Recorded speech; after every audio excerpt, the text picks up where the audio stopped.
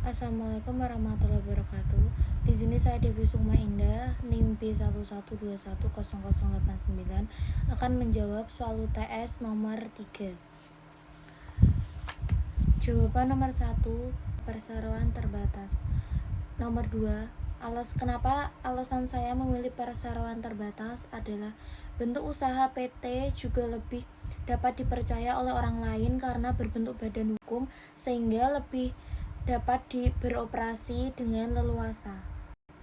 Nomor 3, perseroan terbatas atau PT, termasuk bidang usaha tersebut dibagi menjadi dua, yaitu bidang usaha umum dan bidang usaha khusus.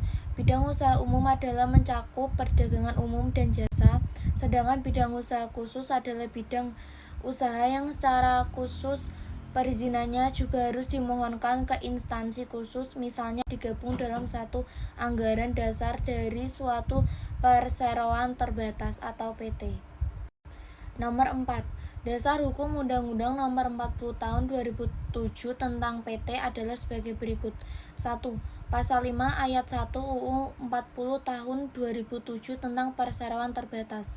2. Pasal 20 UU Tahun 2007 tentang perseroan terbatas. 3.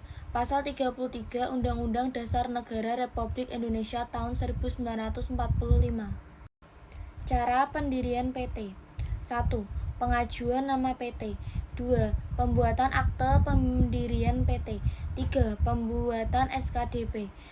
6. Perseroan terbatas merupakan badan usaha dan besarnya modal perseroan tercantum dalam anggaran dasar.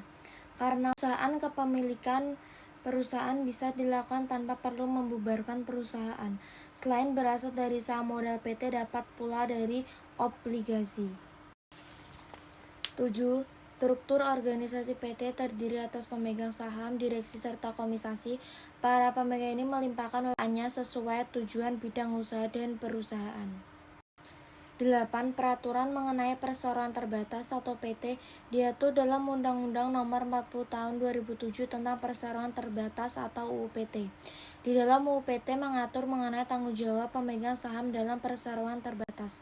Menurut pasal 3 ayat 1 UU PT, pemegang saham perseroan tidak bertanggung jawab secara pribadi atas perikatan yang dibuat atas nama perseroan dan tidak bertanggung jawab atas kerugian. 9.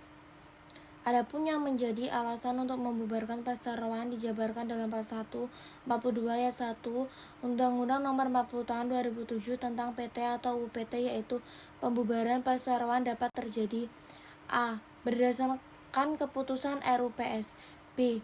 Berdasarkan jangka waktu berdirinya yang ditetapkan dalam anggaran dasar. 10. Jadi intinya perseroan terbatas adalah sebuah badan usaha yang didirikan berdasarkan aturan di Indonesia dan salah satu jenis badan usaha yang dilindungi oleh hukum dengan modal yang terdiri dari saham.